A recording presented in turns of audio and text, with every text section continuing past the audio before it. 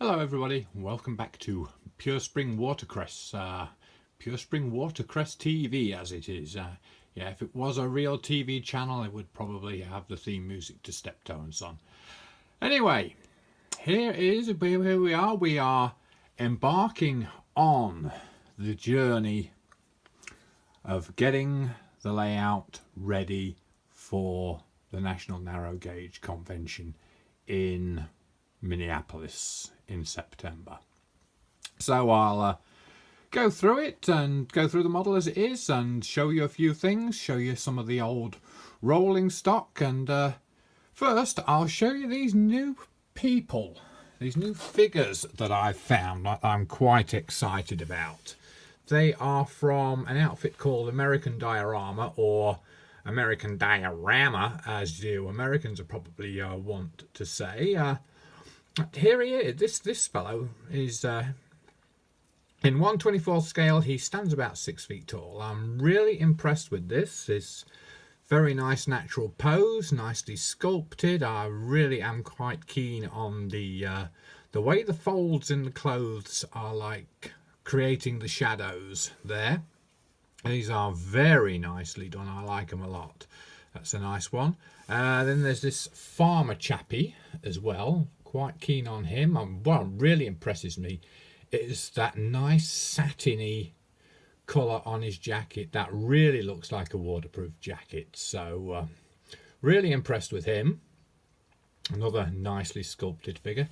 Then there's this chap, this seated mechanic type fellow with a coffee mug. Now I imagine that he will probably get his backside flattened, his arse flattened, his bottom flattened, so that he will be able to sit in one of the locomotives that I've got. So 3 very nice figures there from American Diorama.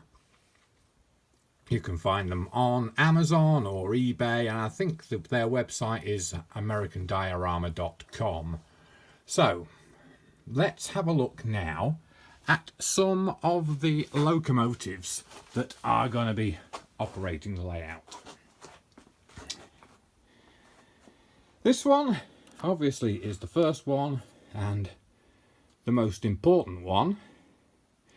This is the Bedford and Jesty. It's scratch built from styrene on a Tenshodo spud. That is the model that I originally saw pictures and plans for on the internet, and was so fascinated with it that I had to build one myself. And as a result of that, I got so fascinated with the locomotive, and I got fascinated with the line itself, and so that's how I ended up building Purespring Watercress. From little acorns mighty oaks grow, and all that kind of stuff. And there's this fellow, or lady. This is Pam. It's a model of an Alan Keefe prototype. The real thing runs on a private 15-inch gauge line somewhere in the UK. My favourite part about this locomotive is that Alan Keefe builder's plate there, which was totally scratch built using half mil square styrene section, maybe even 1/3 mil, something like that, 1/4 mil, I don't know. But we stuck those together to make that K and the frame around the plate, and yeah, I was really pleased with myself when I did that. And the thing is, with many of these models, they're all like 14-15 years old, and so there's a lot of memories attached to many of these. You know, the Bedford and Jesty being the obvious one. There's so many memories attached to that one. This fellow, this is a conversion, a bit of a detailing job on a sidelines Haw kit. The Haw is Hawe.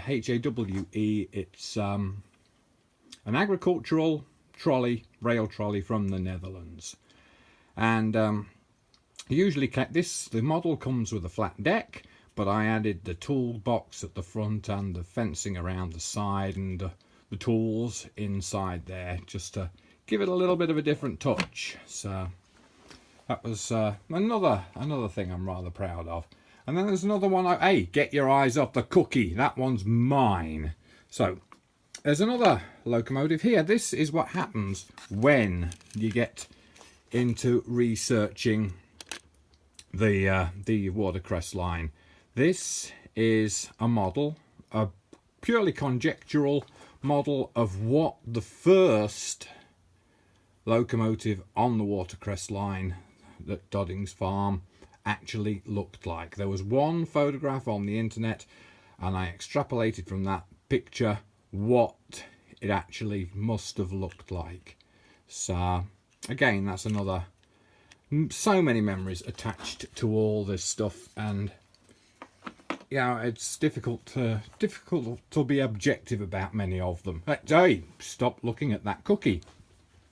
So let's now switch things on and see if we can actually get something to run. We'll take Pam, because Pam runs on the Bachmann Davenport chassis, so that's a nice reliable mechanism. We've got power, we've got lights. Let's see if we can actually get this thing to move. Oh, and yes, we can. So that's promising. I'm liking this. And here it comes all the way around. Oh yes. So after 4 years in storage and a bit of track cleaning, the railway works. Feeling pretty pleased with myself today. So we'll talk to you again soon.